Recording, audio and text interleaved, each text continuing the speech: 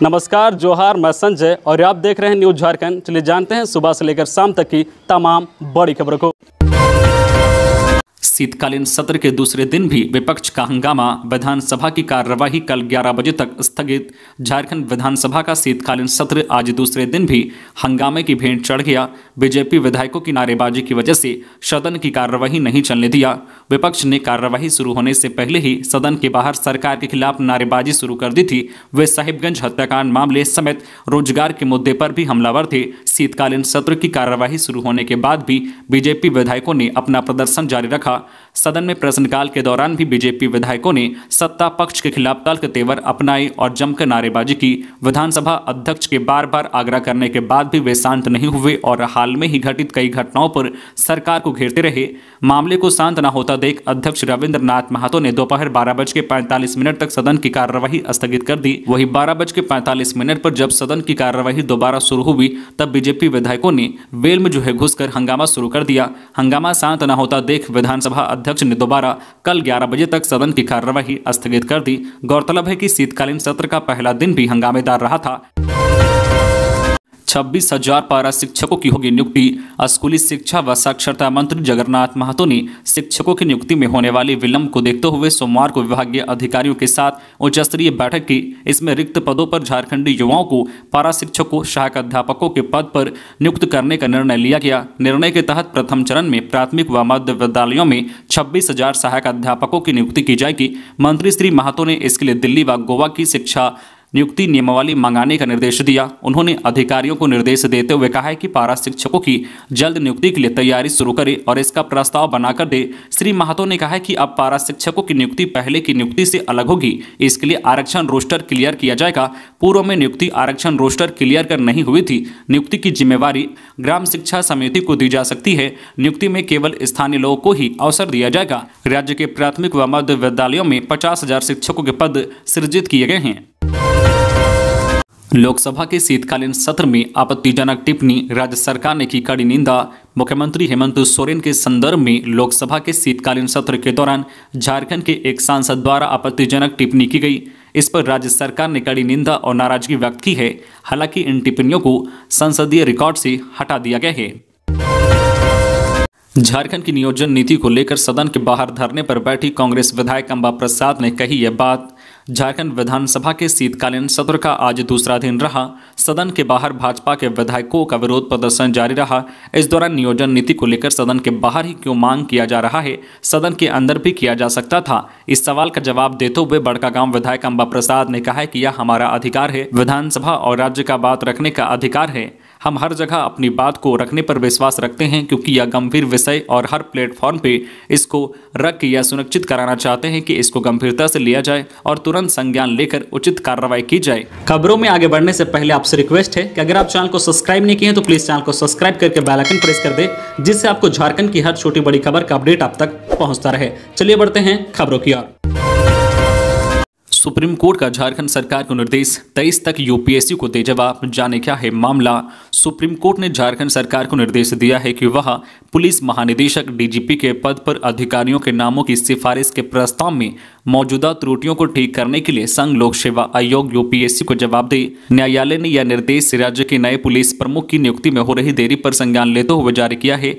राज्य के मौजूदा पुलिस महानिदेशक नीरज कुमार भारतीय पुलिस सेवा आईपीएस के 1987 बैच के अधिकारी हैं और 11 फरवरी 2023 को सेवानिवृत्त होने वाले हैं। अस्पताल में डॉक्टर की गैर मौजूदगी ने ली मां और बच्चे की जान। गर्भवती महिला की गर्भाशय फटने से हुई मौत। चाईबासा सदर अस्पताल में चिकित्सीय लापरवाही के कारण जच्चा बच्चा दोनों की मौत हो गई। बताया गया है कि प्रसव कक्ष में प्रसूता का प्रसव कराने के दौरान गर्भाशय फट गया। इस कारण पहले शिशु की गर्भ में ही मौत हो गई। इसके बाद प्रसूता की भी जान चली गई। मृतका कुमार डुंगी थाना क्षेत्र के छोटा रायकमन गांव की रहने वाली थी। मृतका के पति अजय गोप ने बताया कि उसकी 30 वर्षीय पत्नी बेलमती देवी का यह दूसरा बच्चा था। शुक्रवार को करीब 10 बजे रात को वह अपनी पत्नी को लेकर सदर अस्पताल चाईबासा पहुंचा था। उस वक्त पत्नी व बच्चा दोनों ठीक थे। बीजेपी विधायक बाबूलाल मरांडी ने नियोजन नीति 1932 खतियान पर कही ये बात। बीजेपी विधायक दल के नेता बाबूलाल मरांडी ने नियोजन नीति को लेकर हेमंत सोरेन सरकार पर हमला बोला है। उन्होंने कहा है कि नियमावली बनाने के साथ ही हमने सरकार को चेताया था कि ये असंवैधानिक और न्याय संगत नहीं है। अब तो हाईकोर्ट ने भी इस पर मुहर लगा दी है। उन्होंने राजभवन जाने और सर्वदलीय विधायक बुलाए जाने को लेकर भी अपनी राय रखी। बाबूलाल मरांडी ने कहा है कि अगर इसके बाद भी सरकार इसी रास्ते पर चलती है तो राज्य के छात्रों का भविष्य और अंधकार में चला जाएगा। उक्त बातें उन्होंने विधानसभा शीतकालीन सत्र में शामिल होने के दरमियान पत्रकारों से बातचीत में कही। सर्वदलीय बैठक बुलाए जाने के मुद्दे पर कहा है कि सरकार अगर बुलाएगी तो हम लोग जरूर जाएंगे और उस वक्त जो सुझाव होगा हम देंगे। वहीं बाबूलाल मरांडी ने 1932 के मुद्दे पर कहा है कि हम लोग राजभवन नहीं जाएंगे। उन्होंने कहा है कि राज्य सरकार के मुद्दे को क्यों राजभवन और केंद्र सरकार के पास भेज रही है, राज्य का जो मामला है उसे क्यों तीर्थ यात्रा पर भेजने का काम कर रही है। उन्होंने कहा है कि क्या गारंटी है कि 9वीं अनुसूची में जाने के बाद इसे चुनौती नहीं दी जा सकती है।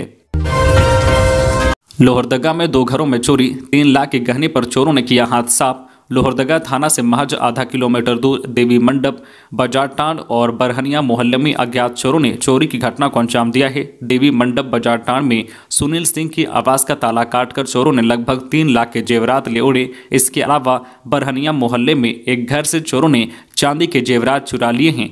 पुलिस को सूचना दी गई है। मौके पर पहुंचे पुलिस ने जांच शुरू कर दी है।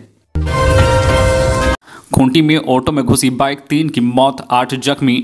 खूंटी मुरहू एनएच पर सोमवार शाम 7 बजे ऑटो और बाइक की टक्कर में 3 लोग की मौत हो गई, 8 अन्य जख्मी हैं।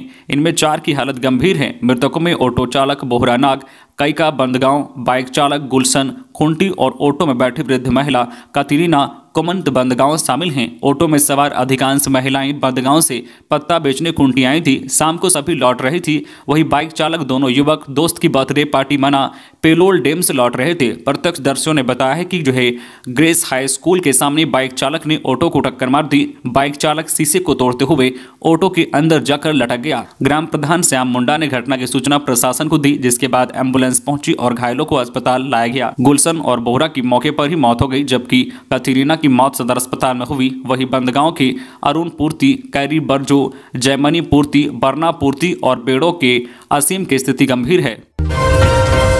गढ़वा के प्रधानाध्यापक को डीईओ से दुर्व्यवहार करना पड़ा महंगा, हुए निलंबित। गढ़वा डीईओ अनिता पूर्ति से फोन पर दुर्व्यवहार करना उत्क्रमित उच्च विद्यालय जाटा के प्रभारी प्रधानाध्यापक को महंगा पड़ा है।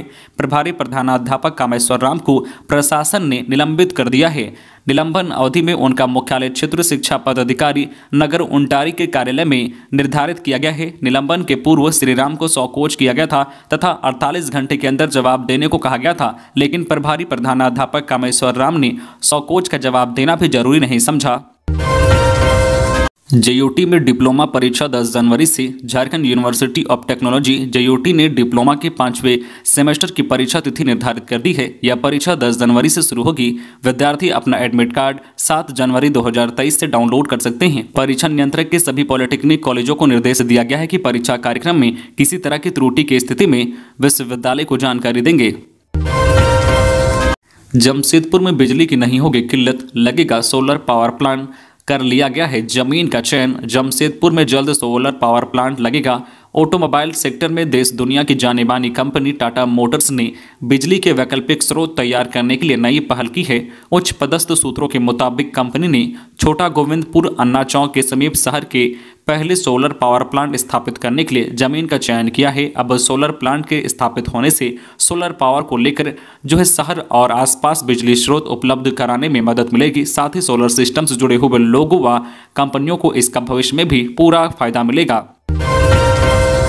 कोयला तस्करी के विरुद्ध कार्रवाई। 5 क्विंटल अवैध कोयला लदा ऑटो के साथ एक व्यक्ति गिरफ्तार, भेजा गया जेल। खबर है पाकुड़ की, जहां पुलिस ने हिरनपुर थाना क्षेत्र के खजूरडांगा मोड़ के पास अवैध कोयला लदा ऑटो जब्त किया। मामले में पुलिस ने एक व्यक्ति को गिरफ्तार कर जेल भेज दिया है। बताया जा रहा है कि हिरनपुर थाना क्षेत्र के खजूरडांगा मोड़ के पास अवैध कोयला से लदा वाहन को पुलिस ने पकड़ा। पुलिस ने जब टेम्पो की तलाशी ली तो करीब 5 क्विंटल अवैध कोयला मिला। पुलिस ने कोयला लदा वाहन को जब्त कर थाने ले आई। साथ ही एक व्यक्ति को भी गिरफ्तार कर जेल भेज दिया। मुंगिया स्टील चेयरमैन के बेटे पर मुकदमा, कार्य में बाधा डालने का आरोप। मोंगिया स्टील के चेयरमैन गुणवंत सिंह मोंगिया के पुत्र हरिंदर सिंह मोंगिया मुसीबत में आ गिरे हैं। हरिंदर के खिलाफ सरकारी कार्य में बाधा डालने की प्राथमिकी दर्ज कराई गई है।